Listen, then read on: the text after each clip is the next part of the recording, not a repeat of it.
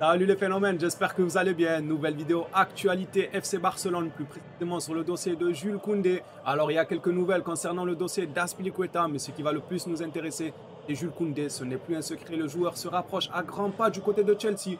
Et franchement, une charnière Koulibaly-Koundé, ça peut être exceptionnel. Je demande à voir, mais attention, rien n'est joué car le FC Barcelone est encore dans la course. Justement, on va parler du FC Barcelone. Qu'est-ce qu'il prévoit de faire?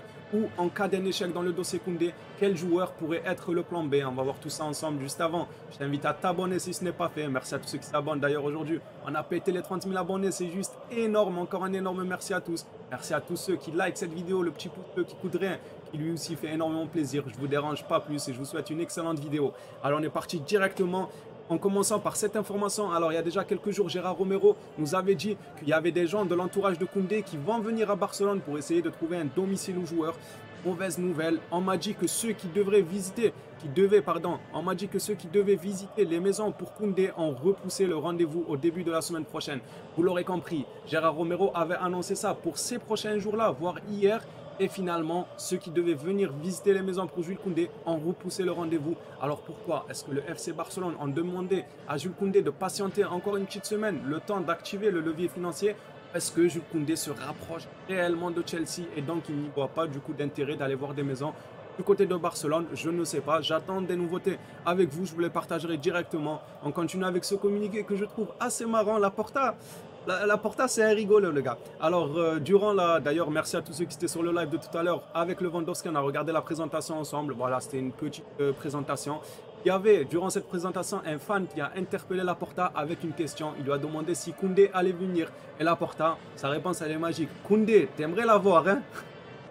Je trouve que c'est une réponse, on dirait, dans le mercato. Franchement, c'est le parrain, c'est le papa du mercato. Quoi, Koundé, t'aimerais l'avoir, hein? T'inquiète, demain il est chez nous. C'est vraiment un patron. Laporta, il fait plaisir. Voilà ce qu'il a répondu aux fans. Il lui a juste dit tout simplement, t'aimerais l'avoir, hein? Le petit 1, pour moi, ça a beaucoup de sens, le petit 1 à la fin. C'est comme si, t'inquiète, si on le veut vraiment, demain il est à nous. Voilà, Laporta joue un peu au gros, en même temps il l'est un peu, et en plus il nous a prouvé qu'il est capable de franchement faire de très très bons coups. On l'a vu avec Rafinha qui était proche de Chelsea, et finalement il a quand même signé, même s'il y a eu un énorme travail d'Alemany, de déco et du joueur lui-même, mais Laporta y est aussi pour quelque chose. Pareil pour Lewandowski.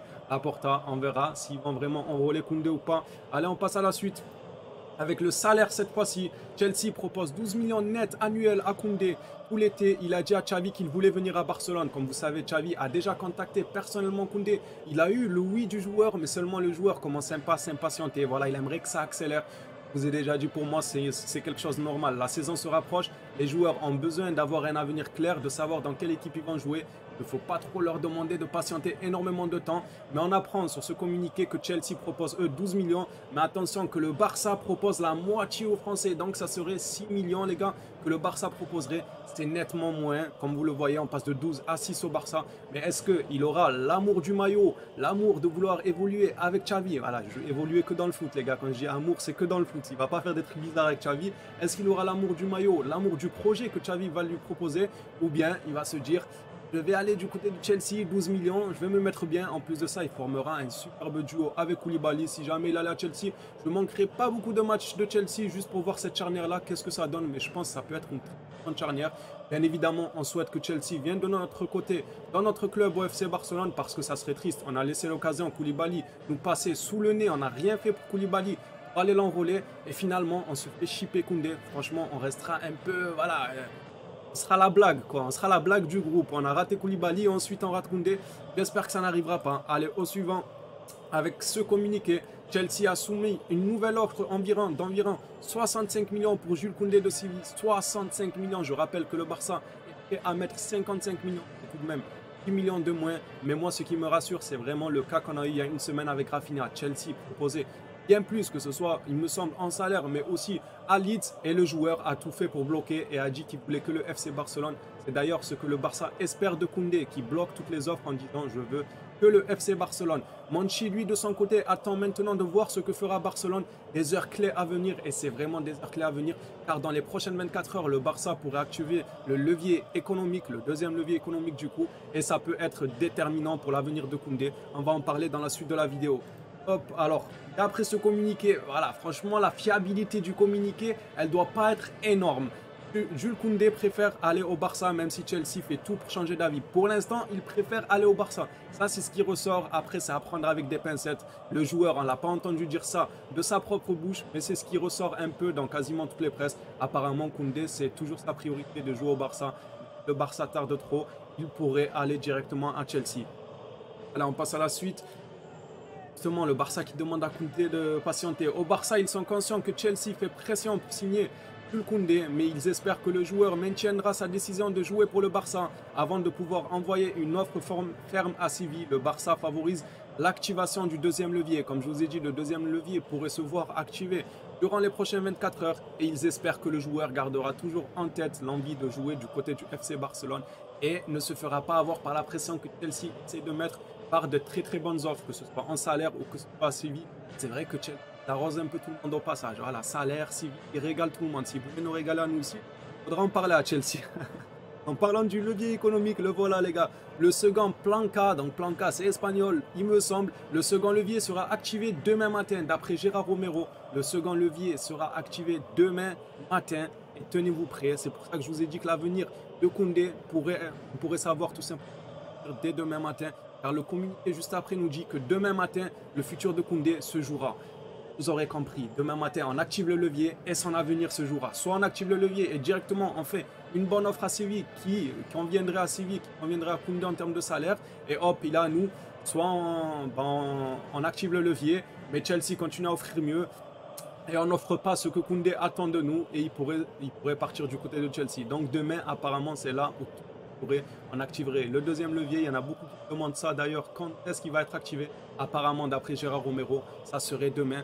Hâte de voir ça, hâte que la saga Koundé se termine aussi. C'est vrai qu'on en a eu beaucoup de sagas entre Lewandowski, entre Rafinha, et c'est pas prêt d'en finir avec Koundé. Je pense qu'on aura une mini saga Bernardo Silva. Une fois qu'on aura fait Koundé, Azpilicueta, enfin, si vous prenez Koundé, Azpilicueta, Marcos Alonso, je pense que les médias se feront un malin plaisir de titrer Bernardo proche du Barça, Bernardo ci, Bernardo ça, et De Jong aussi. Il ne faut pas oublier la saga De Jong. Dans tous les cas, les gars, tout le mercato, franchement, on n'a parlé que du Barça. Et ça, c'est bon quand même. Ça, c'est bon. Côté marketing et tout, quand on parle de ton club, c'est que c'est bien. Tu es toujours mis au devant des projecteurs. Allez, on passe à la suite. Les options maintenant, en cas d'un échec, comme je vous ai expliqué dans l'intro, si jamais le Barça venait à échouer dans le dossier Jules Koundé, si le Français décidait d'aller à Chelsea, le Barça songerait à Inigo Martinez. On va en parler. Guardiola, Ibanez, Skriniar et Saliba. Alors il y a des joueurs que je ne suis pas forcément, comme le Ibanez de la Roma il me semble, je ne suis pas forcément, mais tout à l'heure en live, il y en a, ils m'ont dit que c'était un crack, c'était un talent pur. Je fais confiance à la communauté. Moi je ne suis pas forcément Inigo Martinez. Je sais, je donne mon avis un peu sur tous les joueurs. Inigo Martinez, je sais qu'il est plutôt bon, mais il a 31 ans. Pour moi, si on venait à prendre un défenseur qui a 31 ans, autant il fallait prendre Koulibaly en fait. C'est triste de voir qu'on laisse Koulibaly nous passer sous le nez pour aller récupérer Inigo Martinez. Et je précise que ce n'est pas forcément son âge qui me dérange le plus, parce que 31 ans, tu peux encore jouer 4, 5 ans, tout ça, comme on disait pour Koulibaly. C'est exactement la même chose, mais ce qui aurait été sympa, pardon, c'est d'aller chercher Koulibaly avant de penser au plan B, Inigo Martinez. Je trouve ça un peu dommage. Guardiola, super prometteur le joueur aussi, j'ai eu à le regarder quelques fois, franchement, il a du talent. Skriniar, lui a présenté, il est très bon. Moi, si j'en avais 2, allez voir 3 qui sortent un peu du lot. Je ne vais pas compter Ibanez, comme je vous ai dit, je n'ai pas eu à le regarder jouer, mais je mettrai Guardiola, Skriniar et Saliba. Ces 3 joueurs-là m'intéressent. Seulement, je vais développer un peu. Saliba, il fait une très bonne saison du côté de l'Olympique de Marseille. Mais est-ce qu'il aurait directement les épaules pour venir confirmer au FC Barcelone en tant que titulaire? Voilà, j'ai un petit doute. Moi, j'aimerais bien le voir une deuxième saison du côté de Arsenal, s'il reste à Arsenal. Parce que vous savez, il était prêt à l'OM, mais il est retourné à Arsenal. J'aimerais bien le voir une deuxième saison là-bas pour voir s'il confirme vraiment. Après, si on attendait de voir s'il confirme vraiment, bien sûr, son prix augmenterait un peu. Il faudra aller le chercher plus cher parce qu'il aura confirmé 2 saisons de suite. À voir si le Barça sont prêts à prendre le risque. En tout cas, le talent, Saliba, il a. La saison, elle est monstrueuse du côté de l'OM.